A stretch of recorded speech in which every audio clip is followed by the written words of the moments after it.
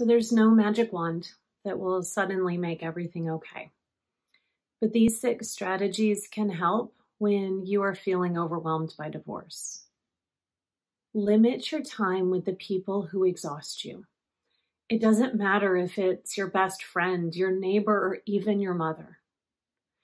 It is okay when you are emotionally flattened by divorce to limit exposure to people whose energy drains you. It's okay to not answer your phone. It's okay to come up with an excuse why you can't attend dinner this weekend. It's okay to hide behind the couch when the doorbell rings. Right now, you need to take care of you. And if that means holding others at arm's length, so be it.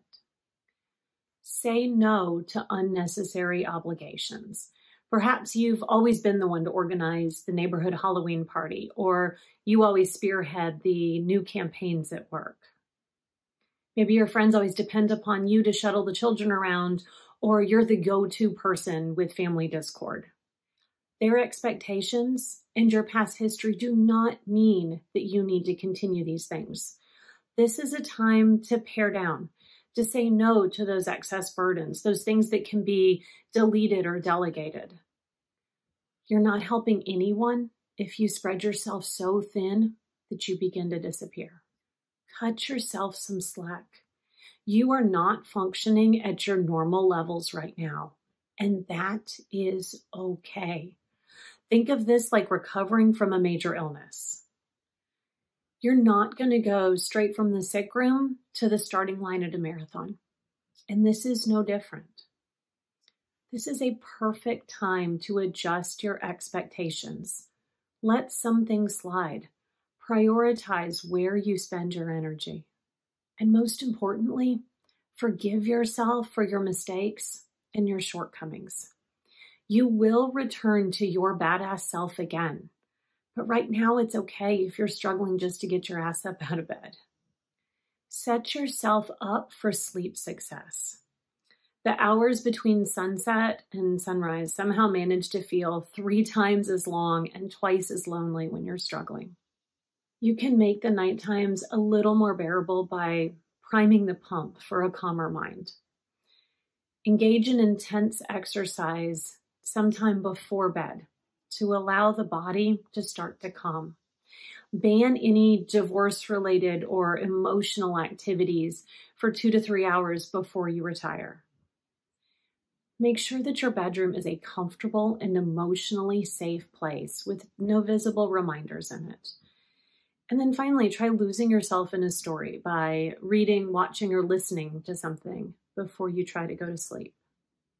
If you wake up in the middle of the night and you find out that your nightmares have traveled with you, try to interrupt your thoughts.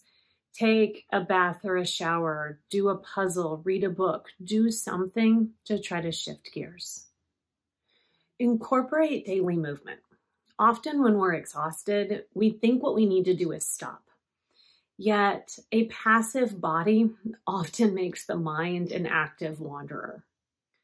Make a vow with yourself to have some sort of movement every single day. Maybe it's a walk before dinner or a daily yoga class. If you enjoy being around people, then use this as an excuse to join some sort of group exercise class or a team. On those days when you just don't feel like it, promise yourself that you will do that movement for 5 minutes. Give yourself permission to stop after 5 minutes if you want to. But I bet you'll find that after you've started, you actually want to keep going. Ask for specific help. People want to help, but first they need to know that help is welcomed, and then they need to know what kind of help you need. So tell them. And I know that it can feel weird and even shameful to admit that you can't do it alone. But so often that's actually an internal dialogue rather than an external truth. After all, think about when you're on the other side, when you're offering a helping hand to a friend.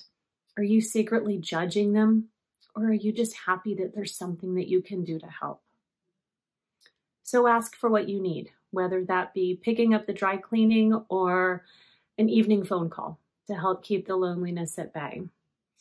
It's amazing how much just a little assistance can help when our plates are both overflowing and also collapsing.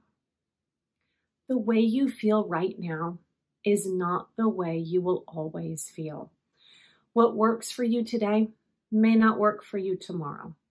Reevaluate your self-care strategies every 6 to 8 weeks and be ready to modify them as needed until one day that day comes when instead of feeling exhausted and overwhelmed, you're instead feeling energized and maybe even a little bit excited for what's going to come next.